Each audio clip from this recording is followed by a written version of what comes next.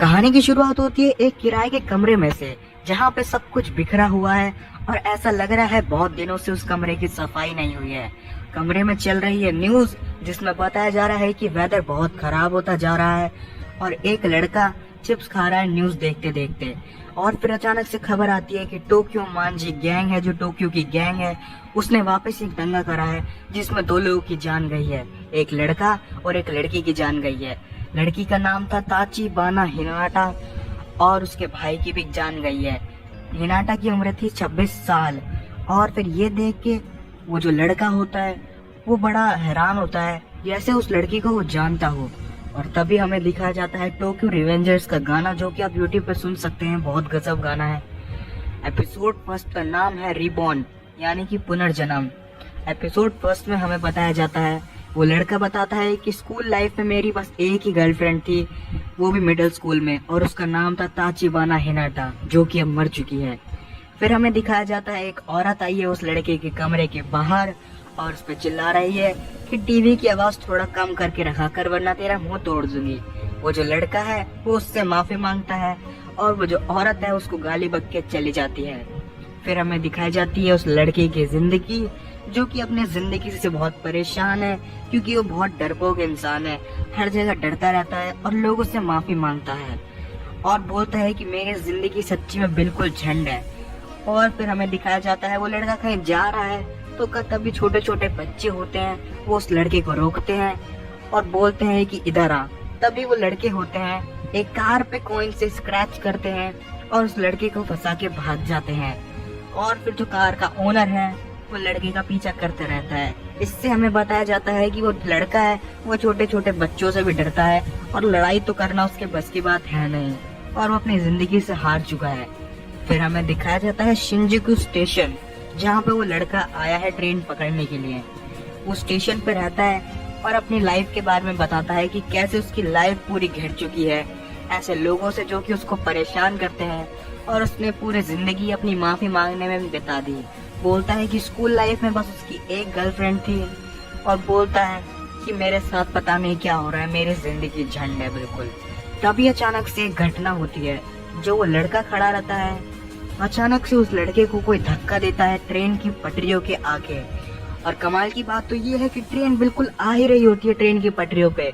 वो लड़का गिर जाता है ट्रेन की पटरियों के आगे और फिर देखता है कि कुछ कदम दूर उसके सामने खड़ी है ट्रेन। और वो लड़का बिल्कुल ही हैरान हो जाता है, क्योंकि उसको पता है वो मरने वाला है। वो बोलता है कि जब मैं ऐसी पोजीशन में था, मेरे को अपने माँ बाप या अपने रिश्तेदारों की याद नहीं आई, मेरे को याद आई सिर्फ ताचिबाना हिनाटा की, जो कि आज के दिन मर चुकी है। इन सब के बीच में हमें दिखाया जाता है एक स्कूल का सीन। वो एक नॉर्मल स्कूल था, जहाँ पे क्लास के बच्चे ताकीमिची के बारे में बात कर रहे थे। कमाल की बात यह है कि ताकीमिची उसी बंदे का नाम है जो अभी ट्रेन के आगे गिरा है, और वो लड़के ताकीमिची के बारे में बात कर रहे हैं। फिर जो ताकीमिची है वो अपनी कहानी बताता है कि जब स्कूल के दिनों में मैं एक गैंग में था और सब लोग मेरे को बहुत कूल समझते थे। तभी एक लड़के का सीन दिखाया जाता है जो कि ट्रेन के अंदर सफर कर रहा है और उसको बहुत अजीब लग रहा है। वो अपने हाथ को देखता है और सोचता है क्या मैं जिंदा हूँ, और उसकी आंखें खुली की खुली रह जाती हैं। वो सोचता है कि शायद ये वो पल होगा जहाँ पे जो मरने वाला इंसान है वो अपनी पुरानी जिंदगी के बारे में देखता है। तभी उसके दोस्त उसको आवाज लगाते हैं ताकि मिची जल्दी आ, और वो देखता है और वो ट्रेन के बाहर जाता है। देखता है कि जो उसके बचपन के दोस्त हैं वो बिल्कुल पहले जैसे दिख रहे हैं, जैसे वो जब छोटे थे जब दिखते थे, और उसके सारे दोस्त हैं वहाँ पे। और सच्ची में उसका दिल खुश हो जाता है देख के कि बचपन के दोस्त मेरे को अब क्यों दिख रहे हैं। और वो सारे दोस्त दिखते हैं उसको, और ग्रुप का लीडर उनका अकुन भी दिखता है। वो सारे लोग कहीं जा रहे होते हैं स्कूल के टाइम पे, और फिर वो सोचता है कि कहीं मैं समय में पीछे तो नहीं आ गया हूँ, ये क्या हो रहा है, उसको समझ में नहीं आ रहा। वो अपने आप को मरा हुआ मान चुका है।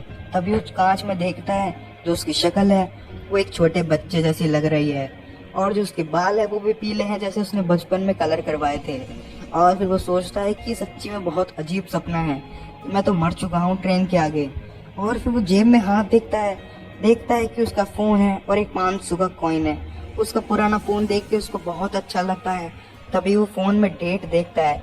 डेट बिल्कुल आज से 12 साल पहले की डेट होती है, और वो चौंक जाता है। तभी उसके दोस्त उसको आवाज लगाते हैं, बोलते हैं कि हमें लेट हो रहा है। वो सारे लोग जाते हैं रेस्टोरेंट में और बात कर रहे होते हैं, ताकि मिची आज तेरी वजह से हमें बहुत मजा आने वाला है, क्योंकि जो तेरा भाई है मसारू, वो 3rd ईयर में गैंग लीडर है, 3rd ईयर स्कूल में गैंग लीडर है, और उसने वादा किया है कि हमको 3rd ईयर के लॉन्डो से लड़ाई करवाएगा और अगर कुछ प्रॉब्लम होगी तो संभाल लेगा। ताकि मिची को याद आता है कि उसका कौन सा भाई या कजन है।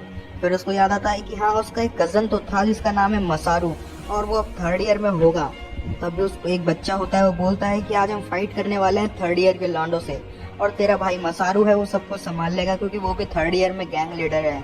ताकि मिची होता है, वो बोलता है क्या सच्ची में हम लड़ाई करने वाले हैं 3rd ईयर के लॉन्डो से? वो बोलता है कि मैंने तो पूरी जिंदगी में कभी लड़ाई ही नहीं करी। और फिर जो लड़के होते हैं बोलते हैं कि डरा हुआ लग रहा है, तो भी तो बोल रहा था तो उनको मुक्कों से मारेगा। और फिर वो सारी गैंग होती है, वो चल पड़ती है 3rd ईयर के लॉन्डो से फाइट करने के लिए। और तभी ताकि मिची को याद आता है कि उसने तो कभी फाइट करी ही नहीं और उसको फाइट करना आता भी नहीं है। वो बोलता है कि ये सब कुछ बहुत बुरा हो रहा है। और तभी वहाँ पे आते हैं जूनियर बच्चे, और वो जो सीनियर लड़के हैं हमारे, वो उनको परेशान करने लग जाते हैं। ताकि मिची को बिल्कुल भी पसंद नहीं आता और बोलता है कि ये सब कुछ हो क्या रहा है। वो लोग होते हैं वो अपने जूनियर को परेशान कर रहे होते हैं, 1st ईयर वालों को। फिर वो पहुंच जाते हैं 3rd ईयर स्कूल में और इंतजार करते हैं उस लड़कों का। और फिर वो बोलते हैं कि वो अभी लड़के आएंगे तो हम उनसे फाइट करेंगे।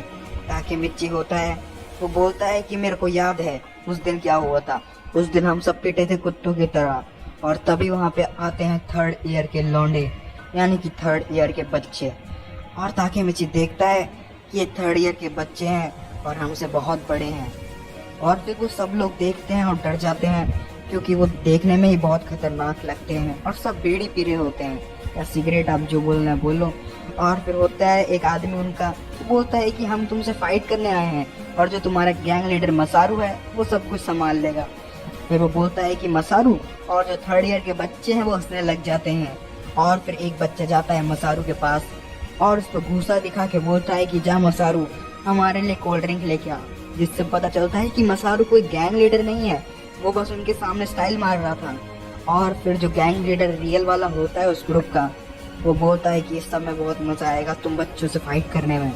और फिर वो जो बच्चे होते हैं 2nd ईयर के, वो सच्ची में कुत्तों की तरह पिटते हैं।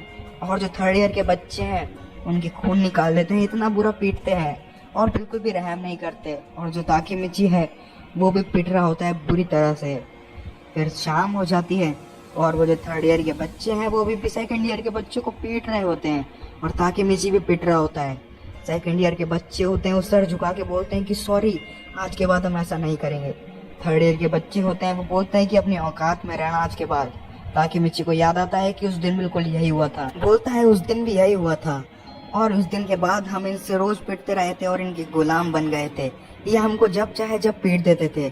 और बोलता है कि उसको अब याद आया कि ये जो 3rd ईयर के बच्चे हैं ये आगे चल के ज्वाइन करेंगे टोक्यो मांझी गैंग को, और मेरी गर्लफ्रेंड हिनाटा को 12 साल बाद मार देंगे। वो भी उसको याद आता है कि कैसे उस बच्चों ने उनको गुलाम बना लिया था और जो चाहे वो काम करवाते थे और पीट भी देते थे। इसी के डर से ताकि मिची ने आगे चलकर ये शहर और ये स्कूल दोनों छोड़ दिया और दूसरे शहर में शिफ्ट हो गया। और फिर जिंदगी भर माफी मांगता रहा लोगों से और डर के रहा।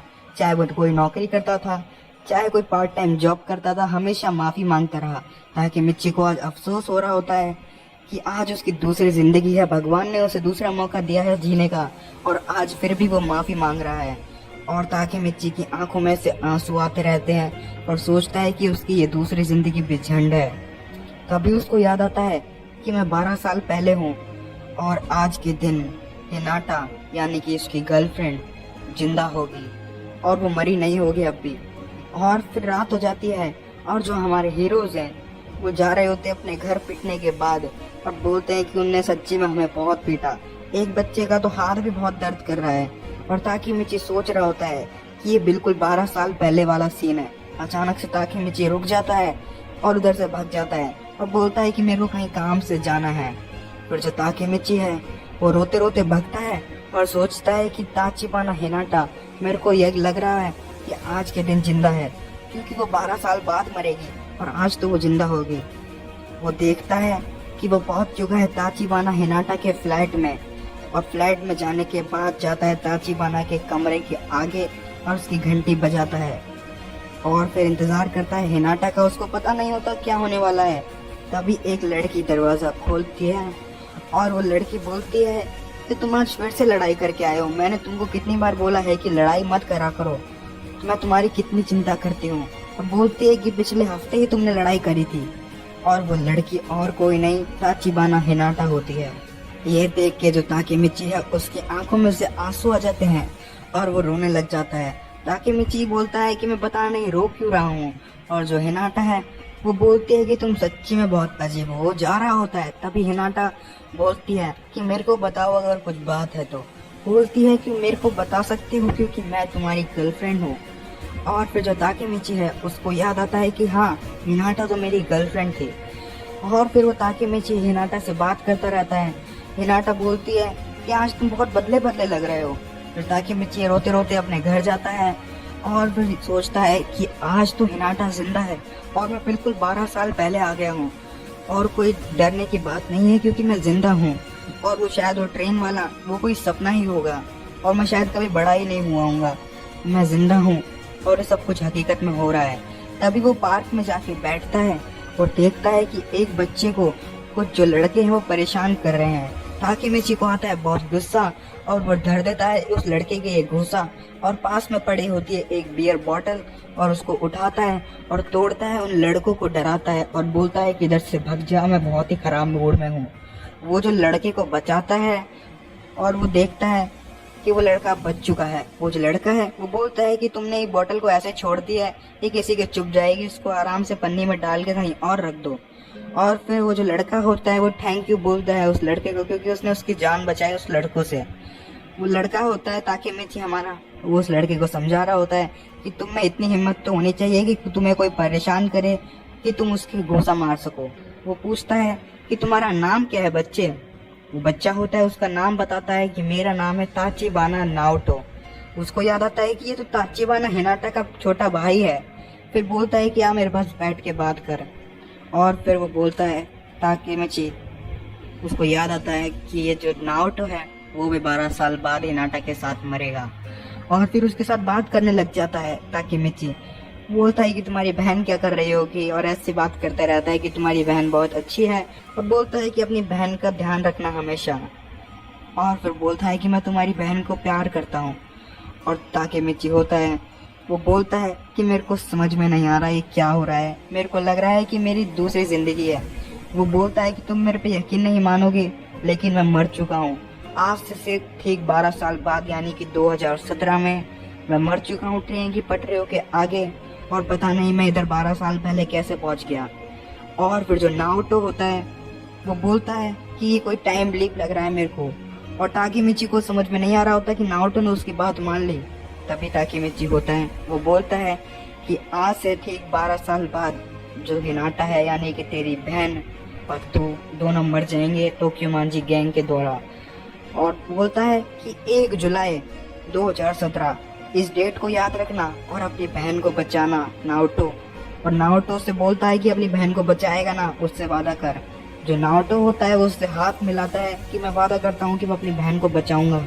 और अचानक से ताकेमिची की आंख चमकती है और वो बिस्तर पे से उठता है। लेकिन जब अब ताकेमिची जगता है तो वो 12 साल बाद वाला ताकेमिची होता है, यानी कि जो अभी अभी हमने देखा था एपिसोड की शुरुआत में।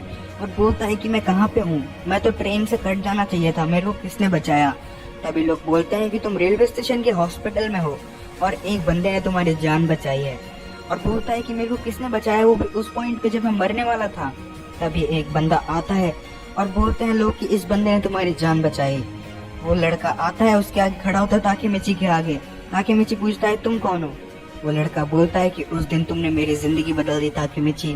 और बोलता है कि मेरे को पहचानो, तुमने टाइम ट्रेवल करके मेरे को बताया था कि मेरी बहन मरने वाली है 12 साल पहले आज के दिन ही। और बोलता है कि मैं नाओटो हूँ। और बोलता है कि 12 साल पहले तुमने मेरे को बताया था कि अपनी बहन का ध्यान रखना और उसको 1 जुलाई को बचाना 2017 में। इसलिए मैं पुलिस ऑफिसर बना इतनी मेहनत करके अपनी बहन को बचाने के लिए। और मैं वही नाओटो हूँ जो 12 साल पहले तुमसे वादा किया था। और बोलता है ताकेमिची इसका मतलब हिनाटा जिंदा है। वो बोलता है कि मैं अपनी बहन को नहीं बचा पाया लेकिन मैं खुद बच गया। और बोलता है कि मेरी बहन को सिर्फ तुम बचा सकते हो ताकेमिची। उसको बचा लो। ताकेमिची को समझ में नहीं आ रहा होता कि आखिर वो हिनाटा को कैसे बचा सकता है, और आज ही के दिन तो हिनाटा मरी है, कोई मरे हुए इंसान को कैसे बचा सकता है। और जो एपिसोड फर्स्ट है वो भी इधर ही खत्म हो जाता है।